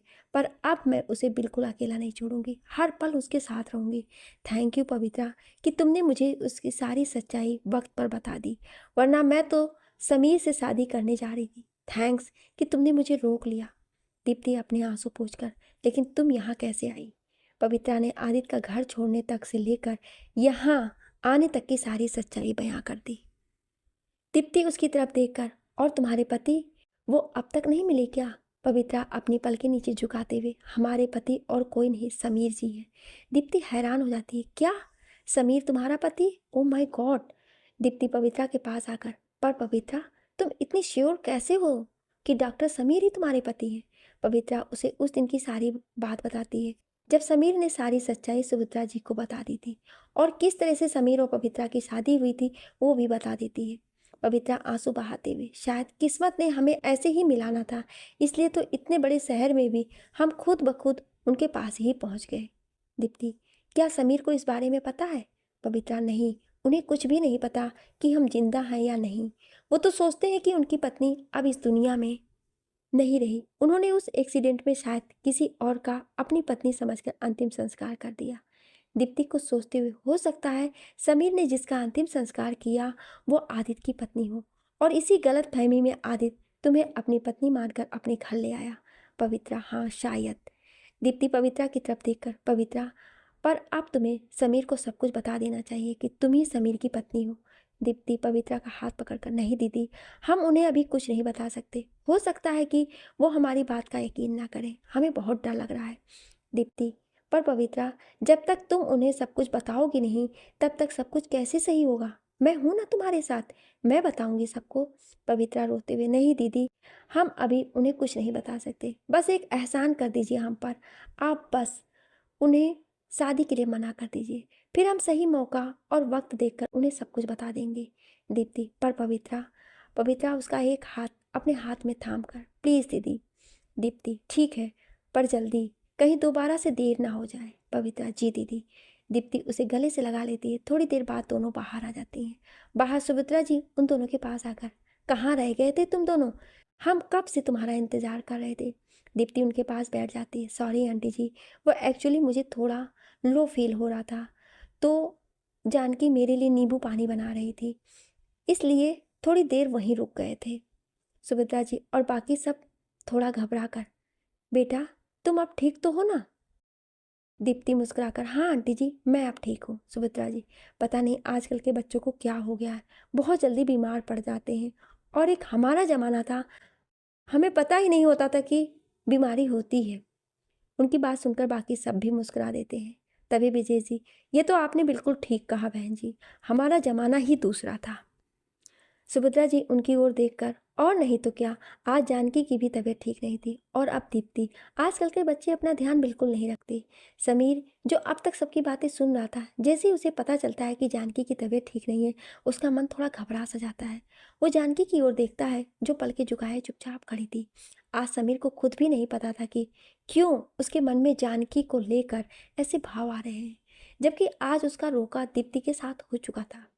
खाना खाने के बाद सब बैठकर थोड़ी देर बातें करते हैं। फिर ब्रजेश जी भी सुभद्रा जी से जाने की इजाज़त मांगते हैं। ब्रजेश जी, अच्छा बहन जी, अब हम चलते हैं। सुभद्रा जी दीप्ति के पास आकर, अब तो रोका हो गया है, अब तुम्हें इस घर में किसी से पूछ कर आने की ज़रूरत नहीं है, तुम जब चाहो हम सबसे मिलने आ सकती हो, ठीक है? दीप्ति उनकी तरफ मुस्कुरा देती है। सब बातें करते हुए आगे बढ़ जाते हैं। तभी दीप्ति पवित्रा के पास आकर, तुम घबराना मत पवित्रा, मैं तुम्हारे साथ हूँ। समीर सिर्फ और सिर्फ तुम्हारा है और हमेशा तुम्हारा ही रहेगा, लेकिन तुम्हें भी अब मौका देखकर समीर को सब कुछ बताना होगा, और मुझे पूरा यकीन है कि समीर तुम्हारी बात पर यकीन जरूर करेगा। दीप्ति उसके सर पर हाथ फेरकर, अपना ख्याल रखना। पवित्रा मुस्कुराते हुए, जी दीदी, आप हमारी तरफ से वकील बाबू से माफ़ी मांग लीजिएगा, हमने जाने अनजाने में उन्हें बहुत दुख दिया है। दीप्ति, तुम खुद ही मांग लेना, बहुत जल्द मैं और आदित्य तुमसे मिलने आएंगे, जब तक तुम भी समीर को सब कुछ बता देना। पवित्रा जी। दीप्ति भी बाहर चली जाती है। थोड़ी देर बाद सुभद्रा जी और समीर अंदर आते हैं। सुभद्रा जी आकर सोफे पर बैठ जाती हैं, लेकिन समीर सीधा अपने कमरे में चला जाता है। उधर विजय जी सब घर पहुंच जाते हैं। जैसे ही दीप्ति और बाकी सब लिफ्ट के पास पहुंचते हैं, एक गार्ड दीप्ति के पास आकर उसे एक चिट्ठी पकड़ा देता है। दीप्ति गार्ड का तरफ देखता है, ये चिट्ठी किसकी है? गार्ड, पता नहीं मेम साहब, एक साहब आए थे अभी आधे घंटे पहले, उन्होंने ही बोला था कि ये चिट्ठी आपको दे दूँ, और चिट्ठी पकड़वा कर वो चले गए। दीप्ति भी लिफ्ट की तरफ बढ़ जाती है। ऊपर आकर वो सीधा अपने कमरे में जाती है और चिट्ठी खोलकर देखती है। ये चिट्ठी और किसी की नहीं बल्कि आदित्य की थी, जो उसने दीप्ति के लिए लिखी थी। आदित्य ने भी उस लेटर में वही सब लिखा था जो पवित्रा ने उसे बताया था, लेकिन लास्ट लाइन पढ़कर दीप्ति हैरान हो गई। आदित्य ने लिखा था कि वो हमेशा हमेशा के लिए मुंबई छोड़कर जयपुर जा रहा है, सबकी ज़िंदगी से दूर। दीप्ति ये लाइन पढ़ते ही झट से उठकर खड़ी होती है और भागती है। बाहर उसे यूं हड़बड़ाहट में जाता देख विजेश जी और बाकी सब भी देखते लगते हैं। विजेश जी, दीप्ति इतनी जल्दी जल्दी में कहाँ जा रही हो बेटा? दीप्ति रोते हुए, पापा मुझे जाना होगा, मुझे आदित्य को रोकना है, वरना वो ये शहर छोड़कर हमेशा हमेशा के लिए चला जाएगा। पापा बहुत कुछ गलत हो चुका है और मैं नहीं चाहती अब और कुछ गलत हो। विजेश जी उसके सामने आकर, रुको बेटा, मुझे समझ नहीं आ रहा है कि तुम क्या कह रही हो। दीप्ति विजेश जी को वो चिट्ठी दे देती है। पापा इसे पढ़िए, आपको सब पता चल जाएगा। विजय जी, श्रुति और अजित सभी कोई चिट्ठी पढ़ते हैं, जिसमें आदित्य ने अपनी शादी से लेकर आज तक की सारी सच्चाई बताई थी। विजय जी भी वो चिट्ठी पढ़कर काफ़ी परेशान होते हैं। दीप्ति, पापा मुझे आदित्य को रोकना होगा, मैं जा रही हूँ। इतना कहकर दीप्ति बाहर आकर एक टैक्सी वाले से अंतर्राष्ट्रीय एयरपोर्ट की ओर चलने को कहती है। वहीं आदित्य भी एयरपोर्ट पहुंच चुका था। टैक्सी से उतरकर वो भी चेकिंग के लिए चला जाता है। इतने में दीप्ति भी टैक्सी से उतरकर अंदर चली जाती है। वो आदित्य को जगह जगह ढूंढती है लेकिन आदित्य कहीं नहीं मिलता। इतने में आदित्य भी सब कुछ वेरीफाई कराकर वेटिंग रूम में आकर बैठ जाता है। उधर दीप्ति भी आदित्य को ढूंढती हुई वेटिंग रूम की तरफ आ जाती है। वेटिंग रूम में आदित्य एक चेयर पर सिर टिकाकर आंखें बंद करके बैठा था। तभी उसे अपने कंधे पर किसी का स्पर्श महसूस होता है। स्पर्श महसूस होते ही वो आंखें खोलता है तो देखता है कि सामने दीप्ति खड़ी थी। आदित्य उसे देखती है, दीप्ति तुम यहाँ? दीप्ति अपने आंसू पोंछते हुए, तो मुझे और कहाँ होना चाहिए था? जिंदगी के उलझनों में भटकते भटकते तो यहाँ आ गए हम। अब भी तुम सोचते हो कि मुझे कहीं और होना चाहिए था? तुमने सोच भी कैसे लिया आदित्य कि तुम मुझे ऐसे छोड़कर चले जाओगे और मैं चुपचाप देखती रहूंगी? कैसे सोच लिया तुमने कि तुम अकेले सब कुछ सहते रहोगे और मैं तुम्हारा साथ नहीं दूंगी? क्यों नहीं बताया मुझे सब कुछ? क्यों चुपचाप अकेले सब कुछ सहते रहे? क्यों आदित्य? क्या तुम्हें मुझ पर भरोसा नहीं था या मैं इस लायक नहीं? दीप्ति उसके कंधों को झकझोरते हुए कहती है। आदित्य उसके आंसू पोंछते हुए, नहीं दीप्ति, ऐसी बात नहीं है। तुम उस दिन यूं घर से रोकर चली गई। मैं चाहता था कि मैं पहले पवित्रा के पति को ढूंढ लूंगा, उसके बाद तुम्हें सारी सच्चाई बताऊंगा। लेकिन मैं इन सब प्रॉब्लम को सुलझाने की बजाय इन सब में उलझता ही चला गया। और देखो ना, ये कहाँ आ गए हम। आदित्य उसे बाहों में भरकर, लेकिन अब मैं तुम्हें कभी छोड़ कर नहीं जाऊंगा, प्रॉमिस। बस एक बार मुझे माफ़ कर दो। दीप्ति भी उसे बाहों में कसते हुए, ठीक है, बट लास्ट बार, हाँ। आगे से कभी भी कोई भी प्रॉब्लम आएगी तो हम दोनों मिलकर उसका सामना करेंगे, ना कि तुम अकेले। आदित्य उसके माथे को चूमकर, प्रॉमिस। दीप्ति मुस्कुराते हुए, चलो आदित्य घर चलते हैं, पापा वहाँ तुम्हारा बेसब्री से इंतजार कर रहे हैं। आदित्य, पर दीप्ति, परवर कुछ नहीं, चुपचाप चलो मेरे साथ, और उसका हाथ पकड़कर अपने साथ ले जाती।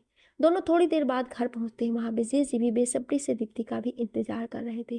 तभी दीप्ति उनके सामने आकर, देखिए पापा, मैं आदित्य को वापस ले आई। विजय जी आदित्य और दीप्ति के पास आकर, मैं बहुत खुश हूँ बेटा कि तुम दोनों फिर एक हो गए। आदित्य उनके गले लगाकर, आई एम सॉरी अंकल।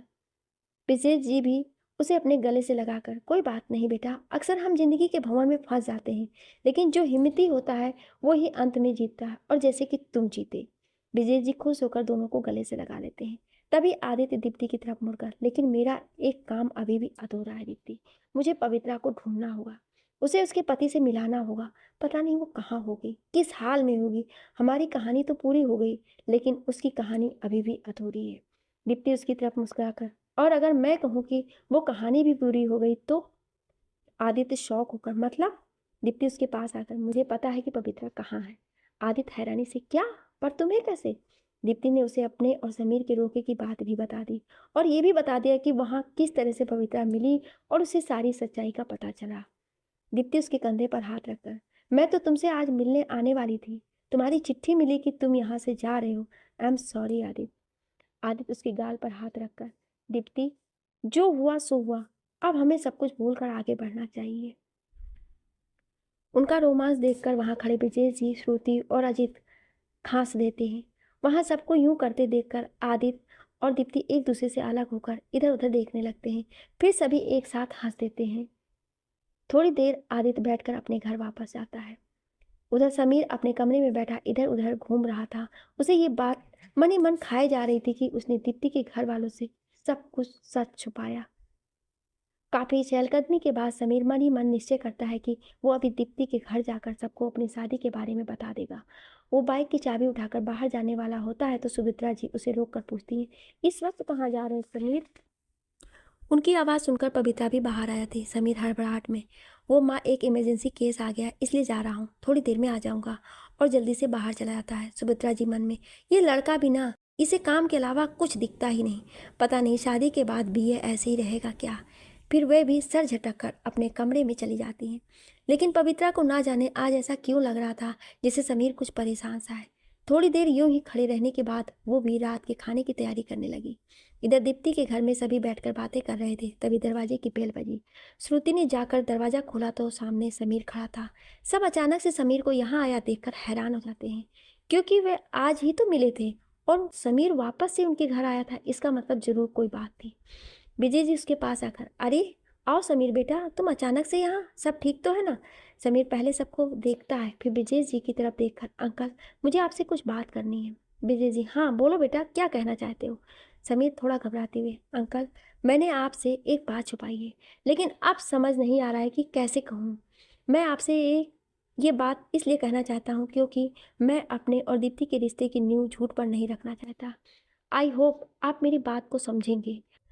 अंकल, मेरी एक बार शादी हो चुकी है। और फिर समीर अपने धनकपुर जाने से लेकर एक्सीडेंट तक की सारी बात बता देता है। समीर, मेरी पहली पत्नी अब इस दुनिया में नहीं रही, लेकिन मेरी शादी तो हुई थी ना, इसलिए मैंने आपको सबको ये बात पहले ही बता देना सही समझा। अब आपका इस रिश्ते को लेकर जो फैसला होगा वो मुझे मंजूर होगा। सब उसकी बात सुन ही रहे थे कि तभी पीछे से आवाज़ आती है, आपकी पत्नी जिंदा है डॉक्टर समीर, और सही सलामत है। समीर अचानक से उस आवाज़ की तरफ देखता है तो वो आवाज़ किसी और की नहीं बल्कि दीप्ति की थी। तब दीप्ति उसके सामने आकर कहती है, हाँ डॉक्टर समीर, आपने बिल्कुल सही सुना, आपकी पत्नी जिंदा है। क्योंकि जिस दिन आपका एक्सीडेंट हुआ था उस दिन वहाँ एक गाड़ी का और भी एक्सीडेंट हुआ था, जिसमें एक और भी दुल्हन थी, लेकिन आपने शायद किसी और की पत्नी को अपनी पत्नी समझकर उसका अंतिम संस्कार कर दिया, जबकि आपकी पत्नी जिंदा है।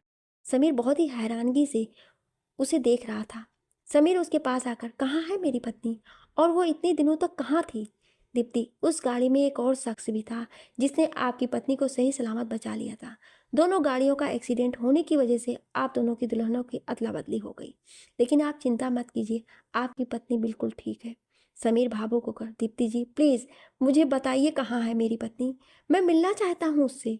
दीप्ति मुस्कुराते हुए, आप टेंशन मत लीजिए, वो आपके ही पास है और इस वक्त भी आपके ही घर में है। समीर असमंजस में, मेरे घर में? लेकिन फिर कुछ सोचते हुए, जानकी? दीप्ति, हाँ समीर, जानकी ही आपकी पवित्रा है, आपकी पत्नी। समीर की आंखें नम हो जाती हैं। थैंक यू दीप्ति जी, आपने मुझे मेरी पत्नी से मिलवा दिया, thank you so much. Sameer Vijay ji के पास जाकर, आई एम सॉरी अंकल, लेकिन अब मैं दीप्ति से शादी। विजय जी उसके कंधे पर हाथ रखकर, जाओ बेटा, अपनी शादीशुदा ज़िंदगी जियो और अपनी मम्मी को बताओ कि उनकी चांद सी बहू मिल गई है। समीर दीप्ति के पास आकर, थैंक यू दीप्ति, लेकिन मैं अभी पवित्रा को कुछ नहीं बताऊंगा, मैं चाहता हूँ कि वो खुद मुझे बताए कि वो ही मेरी पवित्रा है।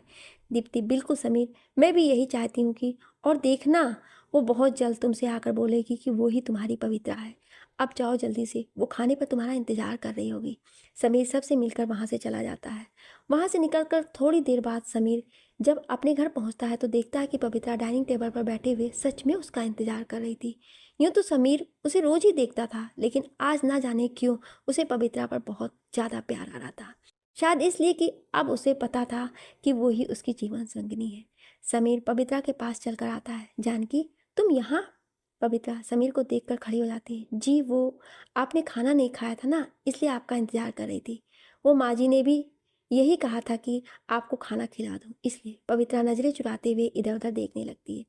समीर भी हल्का सा मुस्कुरा देता है, क्योंकि उसे पता था कि माँ ने कहा हो या ना कहा हो, वो खुद अपनी मर्जी से उसका इंतजार कर रही थी, लेकिन अब बताने में शर्मा रही थी। पवित्रा समीर को देखकर, आप हाथ मुंह धो लीजिए, हम खाना लगाते हैं। समीर अपने रूम में कपड़े बदलने चला गया। बाहर आकर उसने सुभद्रा जी के कमरे में झांका तो वे अपने कमरे में आंखें बंद करके आराम कर रही थी, इसलिए समीर भी डाइनिंग टेबल की तरफ बढ़ गया। पवित्रा ने उसे खाना परोसा तो समीर ने पूछा, माँ ने खाना खा लिया? पवित्रा, जी। समीर, और तुमने? पवित्रा उसकी तरफ हैरानी से देखने लगती है, पर फिर संयत होकर, जी जी अभी नहीं। समीर असमंजस, क्यों? पवित्रा अपनी पलकें झुकाते हुए, हम आपसे पहले कैसे खा सकते हैं? समीर मंद मंद मुस्कुराते हुए, क्यों क्यों नहीं खा सकती, और उसके चेहरे को देखने लगता है। पवित्रा, हाँ वो हम आपके लिए मीठा लाते हैं, हम भूल ही गए थे, और जल्दी से किचन में भाग जाती है। समीर उसे जाते हुए देख रहा था, वो मुस्कुराते हुए अपना खाना खाने लगता है। इधर दीप्ति खिड़की के पास खड़े होकर चांद को देख रही थी। आज ये चांद उसे फिर से खूबसूरत लग रहा था।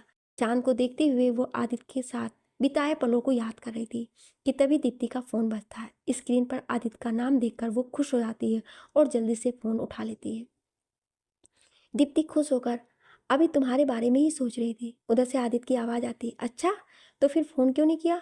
दीप्ति, फ़ोन इसलिए नहीं किया कि जनाब, क्योंकि मैं देखना चाहती थी कि आप मुझे कॉल करते हैं या नहीं, कहीं ऐसा तो नहीं कि इतने दिनों में मुझे भूल गए हो। आदित्य भावुक होकर, तुम्हें कैसे भूल सकता हूँ? मैं सांस लेना भूल सकता हूँ पर तुम्हें नहीं। दीप्ति भी भावुक होते हुए, मैं भी तुम्हें हर पल याद किया था आदित्य। इतने दिन तुम्हारे बिना कैसे काटे हैं ये मैं ही जानती हूँ आदित्य, लेकिन अब नहीं काटने पड़ेंगे। हम अब बस जल्द से जल्द शादी कर लेंगे। दीप्ति खुश होते हुए, सच? आदित्य भी मुस्कुराते हुए, हाँ, अब मैं तुम्हारे बिना एक पल भी नहीं रह सकता। अब बस हमेशा के लिए तुम्हें अपना बनाना चाहता हूँ। Deepti, thank God. आदित्य, सब कुछ ठीक हो गया। आदित्य, होता कैसे नहीं, हमारा प्यार जो सच्चा था। दीप्ति, सही कहा तुमने, सच्चे प्यार की हमेशा जीत होती है। थोड़ी देर तक वे दोनों यूं ही बातें करते रहे और फिर सोने चले गए। उधर पवित्रा की आंखों से नींद गायब थी। थोड़ी देर कमरे में टहलने के बाद वो छत पर चली गई। छत पर ठंडी ठंडी हवाओं को महसूस कर वो मुस्कुराने लगी, पर उसकी इस मुस्कुराहट को देखकर कोई और भी खुश हो रहा था। जी हाँ, वो और नहीं बल्कि समीर ही था जो उसे ऐसे मुस्कुराते हुए देख रहा था। दरअसल समीर को भी नींद नहीं आ रही थी, इसलिए वो भी छत पर थोड़ा समय बिताने आ गया था। समीर उसे मुस्कुराते देखकर उसकी ओर खींचा चला आ रहा था और धीरे से आकर पवित्रा के पीछे खड़ा हो गया। पवित्रा थोड़ी देर बाद जैसे ही मुड़ने हुई पीछे खड़े समीर से जा टकराई। वो गिरने ही वाली थी कि समीर ने अपनी मजबूत बाहों से उसे संभाल लिया। दोनों एक दूसरे इतने करीब होकर एक दूसरे में ही खो गए थे। समीर तो आज पवित्रा को देख ही जा रहा था और मन ही मन सोच रहा था कि कितनी खूबसूरत है ये, और मासूम सी, ऊपर से नीचे तक एकदम सादगी सी भरी। पवित्रा को थोड़ी देर बाद होश आता है तो वो वहाँ से हड़बड़ा कर जाने लगती है, पर फिर अचानक से उसे दीप्ति की बात याद आती है। वो मुड़कर समीर को देखती है तो पाती है समीर भी उसे ही देख रहा था। पता नहीं क्यों आज पवित्रा को समीर की आंखों में वो प्यार नजर आ रहा था जो वो अपने पति की आंखों में देखना चाहती थी, और इसी वजह से वो अपने आप को रोक नहीं पा रही थी। दोनों की नज़रें एक बार फिर मिलती हैं और अचानक से पवित्रा दौड़कर समीर के गले लग जाती है। समीर भी उसे अपनी बाहों में भर लेता है। दोनों काफ़ी देर तक यूं ही खड़े रहते हैं। फिर पवित्रा समीर से अलग होकर उसे देखते हुए कहती है, हमें माफ़ कर दीजिए, हम ही आपकी पवित्रा हैं, आपकी पत्नी। उस दिन एक्सीडेंट में हम मरे नहीं थे, हम जिंदा थे और आज आपके सामने हैं। हम अपने मंगलसूत्र की कसम खाकर कहते हैं कि हम ही आपकी पत्नी हैं। समीर मुस्कुराते हुए चुपचाप उसे देखने लगता है और कहता है, और अगर मैं कहूँ कि मुझे पहले से ही पता था तो? पवित्रा, आपको कैसे पता चला कि हम जानकी नहीं पवित्रा हैं? समीर, मैं दीप्ति जी के घर गया था, वहीं पता चला कि तुम मेरी ही पवित्रा हो। पवित्रा ये सुनकर रोते हुए उसके गले लग जाती है। हमें माफ़ कर दीजिए, आप हमसे नाराज़ तो नहीं हैं कि हम इतने दिनों से किसी और के साथ रह रहे थे? समीर उसे बाहों में भरते हुए, मैं तुमसे क्यों नाराज होऊंगा, बल्कि मैं तो उस देवता जैसे इंसान का शुक्रगुजार हूँ जिसकी वजह से आज तुम मेरे पास सही सलामत हो। पवित्रा भी ये सुनकर समीर के सीने से लग जाती है। दोनों रात भर यूं ही एक दूसरे की बाहों में बैठे हुए गुजार देते हैं, क्योंकि सही मायने में उनका मिलन तो आज ही हुआ था। अगले दिन सुबह पवित्रा पूजा घर में पूजा कर रही थी। फिर वो सुभद्रा जी को आरती देती है और उनके पैर छूती है। सुभद्रा जी भी सदा सौभाग्यवती भव कहकर उसे आशीर्वाद देती हैं। सुभद्रा जी, भगवान करे तुम्हारा पति तुम्हें जल्दी ही मिल जाए। इतने में समीर भी वहाँ आ जाता है। पवित्रा उसे भी आरती देती है तो समीर पवित्रा को इशारा करता है और फिर दोनों मिलकर जोड़े से सुभद्रा जी के पैर छूने आगे बढ़ते हैं। सुभद्रा जी उन्हें हैरानी से देखती हैं। ये सब क्या हो रहा है समीर, तुम दोनों एक साथ मेरे पैर क्यों छू रहे हो? समीर मुस्कुराते हुए, माँ, अपनी बहू को आशीर्वाद दे दो। सुभद्रा जी हैरानी से, बहू? पर ये तो तू क्या कह रहा है समीर, ये कैसा मजाक है बेटा? समीर, माँ, ये मजाक नहीं है, ये सच है। जानकी यानी कि पवित्रा ही तुम्हारी बहू है। सुभद्रा जी, पर तुम्हारी पत्नी तो? समीर, जिंदा है। तभी वहाँ एक और आवाज़ आती है, समीर सच कह रहे हैं आंटी, आपकी बहू यानी समीर की पत्नी जिंदा है। सामने दीप्ति और आदित्य खड़े मुस्कुरा रहे थे। दीप्ति सुमित्रा जी के पास आकर, हाँ आंटी, ये बिल्कुल सच है। पवित्रा जिसे आप जानकी कहती हैं समीर की खोई हुई पत्नी है। प्लीज़ आंटी इन्हें आशीर्वाद दे दीजिए। समीर और पवित्रा आकर सुमित्रा जी के पैर छूते हैं। सुमित्रा जी पवित्रा को अपने गले से लगा लेती हैं। सुमित्रा जी उसे देखते हुए, ये भी कैसी लीला है भगवान की, जिस तरह कस्तूरी मृग पूरे जंगल में उस खुशबू को ढूंढ रहा होता है जबकि वो खुशबू उसके भीतर ही होती है, उसी तरह मैं भी बाबरी सी अपनी बहू को ढूंढ रही थी, लेकिन मुझे क्या पता था कि वो तो मेरे ही पास है। सबको यूं खुश देखकर दीप्ति भी समीर को आदित्य से मिलवाती है। समीर भी आदित्य से मिलकर बहुत खुश होता है और उसे थैंक्स बोलता है। समीर, थैंक्स आदित्य, तुमने मेरी पवित्रा का ख्याल रखा, इसके लिए मैं तुम्हारा जितना भी शुक्रिया अदा करूं कम है। आदित्य, ये क्या कह रहे हो तुम समीर, मैंने बस अपना फर्ज निभाया, तुम्हें पवित्रा मिल गई और मुझे दीप्ति, बस मुझे और कुछ नहीं चाहिए। पवित्रा भी आकर आदित्य से माफ़ी मांगती। हमें माफ़ कर दीजिए वकील बाबू, हम आपके और दीप्ति जी के बीच नहीं आना चाहते थे, इसलिए आपको बिना बताए घर छोड़कर चले गए। हमारी वजह से आपने पहले भी बहुत तकलीफ़ें सही, हम आपको और तकलीफ़ नहीं देना चाहते थे। आदित्य, पर पवित्रा तुम्हें मुझे बताना चाहिए था, हम दोस्त तो थे ना। क्या एक दोस्त दूसरे दोस्त अपने को अपनी तकलीफ़ नहीं बांट सकता था? पर मैं बहुत खुश हूँ तुम्हारे लिए कि तुम्हें समीर जैसा जीवन साथी मिला है। फिर आदित्य सबको इनवाइट करते हुए कहता है कि सबको उसकी शादी में ज़रूर आना है, इसलिए सबको 2 दिन बाद उसके साथ ही जयपुर चलना है, क्योंकि शादी वो अपने पुश्तैनी घर से ही करना चाहता था। और वीरेंद्र जी, आदित्य के चाचा शाह का भी यही कहना था। 2 दिन बाद एक एक करके आदित्य और दीप्ति की शादी को रस्में पूरी हो रही थी। आदित्य ने जयपुर आने से पहले वीरेंद्र जी और सत्ता को फ़ोन पर सब कुछ बता दिया था। वो भी आदित्य के लिए बहुत खुश थे। आदित्य के साथ दीप्ति के घर वाले पवित्रा, समीर और सुभद्रा जी भी आए थे। शादी की रस्मों के बाद शाम को शादी का मंडप सजाया गया था, जिसमें आदित्य और दीप्ति हमेशा के लिए 7 फेरे लेकर आज एक हो चुके थे। कुछ दिनों बाद आदित्य और दीप्ति जयपुर ही शिफ्ट हो गए थे। दीप्ति एक वकील बन चुकी थी। हालांकि आदित्य ने वकील का पेशा ना चुनकर अपने बाबा साहब के बिजनेस को आगे बढ़ाने का फैसला किया। 1 साल बाद सरता और हरीश की भी शादी हो चुकी थी। दीप्ति, समीर, आदित्य और पवित्रा चारों ही बहुत अच्छे दोस्त बन गए थे। समीर और पवित्रा साल में 2 बार जयपुर आदित्य और दीप्ति से मिलने आते थे, और इसी तरह दीप्ति और आदित्य भी मुंबई उन दोनों से मिलने जाते थे। पवित्रा भी अब अपने आगे की पढ़ाई पूरी कर रही थी। तो ये थी कहानी दीप्ति और आदित्य, समीर और पवित्रा की, जिन्होंने जिंदगी की सारी उलझनों को पार कर अंत में अपना प्यार पा लिया। दोस्तों, मेरी इस कहानी को अपना प्यार देने के लिए बहुत बहुत धन्यवाद। अपने कमेंट द्वारा मुझे ज़रूर बताइएगा कि आपको ये कहानी कैसी लगी, और इस कहानी में आपको सबसे ज़्यादा किसका किरदार अच्छा लगा। Thank you.